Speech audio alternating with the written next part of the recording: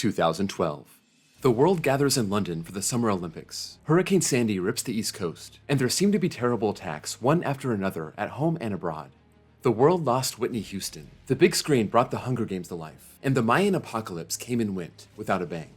The Giants took out the Patriots in the Super Bowl, again. And then the other Giants won the World Series, again. The Kings won their first Stanley Cup, and LeBron James made his promise pay off, winning a title for Miami. The artist won Best Picture. Adele won Song of the Year with Rolling in the Deep, and everybody wanted to dance like this guy. 2012 was kind of a lean year in the theme park industry, so this episode will be a bit different. We'll go through the top 4 stories, then we'll look at the most important coasters that opened that year, and end with the top 5 coasters from the year. This is 2012 in the theme park industry.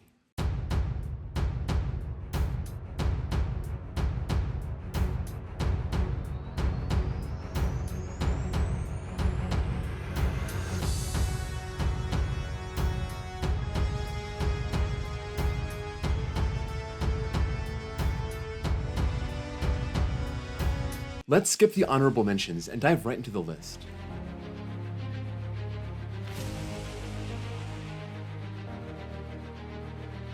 January 16th, 2012. The owners of Holiday World in Santa Claus, Indiana, the Cook family, announced that they were interested in reviving Kentucky Kingdom. This park had been left abandoned by Six Flags around the time they went bankrupt in 2010. Ed Hart and his team tried to revive it shortly after, but the effort failed, and the Cook family saw a chance to swoop in.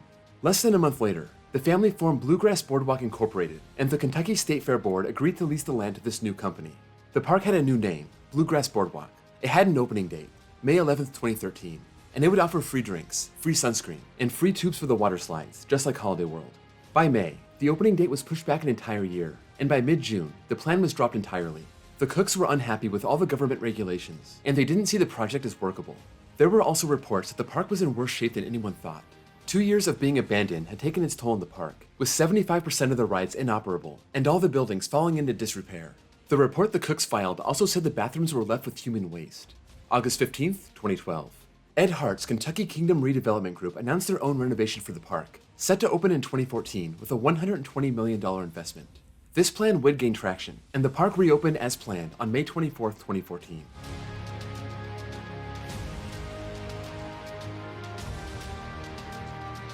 May 1st, 2011. Speed the Ride launches for the last time.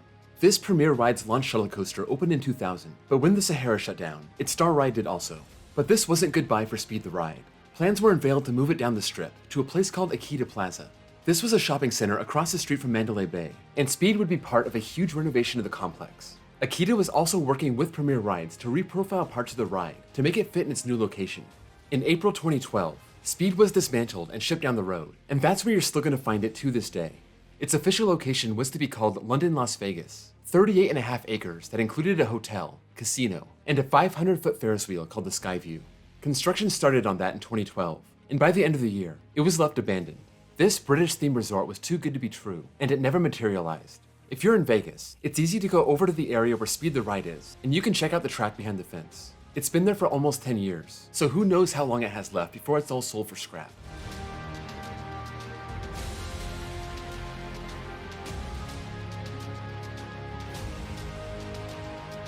By 2012, skip-the-line systems were common for most theme park chains. It started with Disneyland in 1999, with their free version of a virtual queue called FastPass, and others saw the idea as an easy way to get some free money. Cedar Fair held out for a long time, but they started toiling with the idea in 2011. They introduced a $50 Fastlane Pass at Kings Island. This allowed you to skip the line for 10 rides for $50, and you can use it between 12 and 7 p.m. It was popular with guests, and it brought in $1 million in half a year. Cedar Point actually had a virtual queue system in the early 2000s, but that was discontinued in 2004. It wasn't popular with guests, seeing people allowed to cut in line. By 2012, this was common practice at the majority of parks, and Fastlane had a much better reception as it was rolled out to all the Cedar Fair parks. Guests would be able to choose the standard Fastlane or the Fastlane Plus. The latter would include the most popular rides, but it would cost more. Instead of reserving a spot in line, your Fastlane wristband would get you into a special line whenever you wanted. It's a lot less restrictive when compared to other systems, but it doesn't allow for a tiered system, where you can pay less for less frequent access, but still get on all the best rides. This is where the 3-tiered Six Flags system has the advantage. Still, Fastlane is a great system, and it gives out-of-town guests the option to pay a little more to ensure they get on all the rides.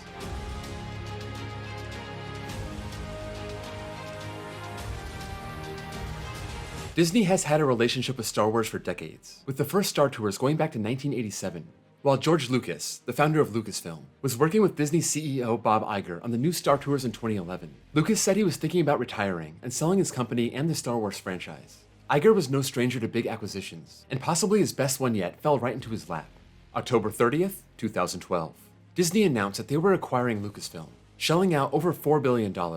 They set a new Star Wars trilogy in motion, the first film coming out in 2015 and grossing over $2 billion, the second one coming in 2017 and took in $1.33 billion, and the last one coming out in 2019, making a little more than $1 billion. But it also set into motion brand new Star Wars themed areas into their theme parks, becoming huge parts of both Disneyland in California and Hollywood Studios in Florida. These are some of the most impressive, innovative themed areas of any park in the world, and they're just getting started. The Star Wars franchise is 44 years old, and it seems to be as popular as ever. Let's move on to the most significant coasters of 2012. First, we have Verbolten. This Zero Family multi-launch coaster had big shoes to fill, taking the spot of Big Bad Wolf, and it was a great effort. The ride is themed to a car getting struck by lightning and getting lost in the Black Forest. A lot of the ride is indoors, and it featured America's first drop track. Manta is another family coaster that impressed riders of all ages. A Mock Rides multi-launch coaster that served as SeaWorld San Diego's first non-water coaster. This would lead to 3 more over the years since. X-Flight and Wild Eagle opened as America's first B&M wing coasters, with Six Flags Great America and Dollywood jumping on the brand new model, ushering in a new era of B&M Looper. We have only seen 2 since in the States, but I think the model is far from done. Superman Ultimate Flight at Six Flags Discovery Kingdom looked to be the next big Six Flags clone, a very compact but thrilling Premier Rides launch coaster. This was Premier's first Skyrocket 2 model, and even though Six Flags has never bought another one of these, other parks have, especially SeaWorld, and now there are 10 of these worldwide. Apocalypse at Six Flags America opened as a new ride, but it was actually a hand-me-down from Great America. But it wasn't just any old relocated coaster.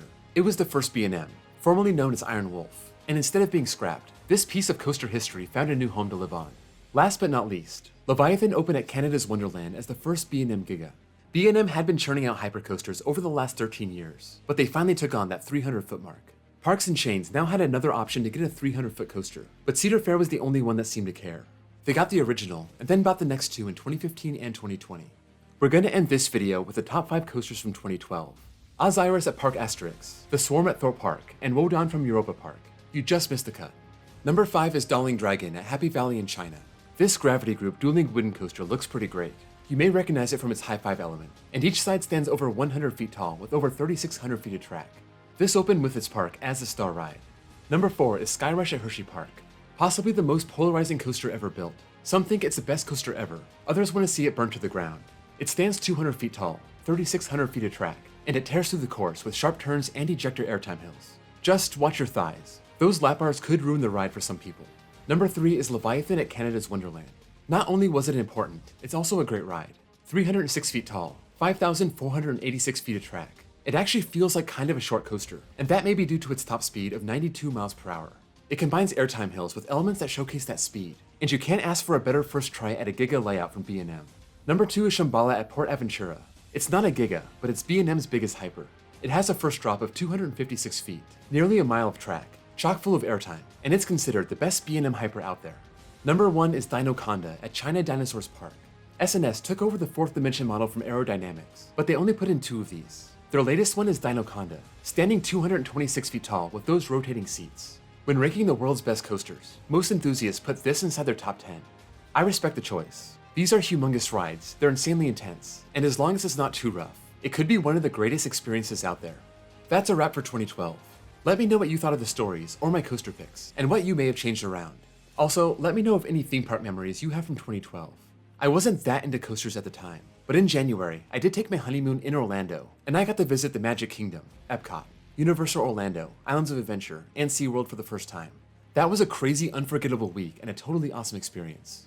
If you enjoyed this video, be sure to drop a like. That's the best way to show your support for the channel. And if you're new here and love coasters, give me a sub, and check out my playlist for other episodes in this series. Also, check out my links below for my Discord server, where you can chat with other fans of the channel, and my second channel, where I post copyright-free off-ride footage. Thank you all for watching, and I'll see you all next time.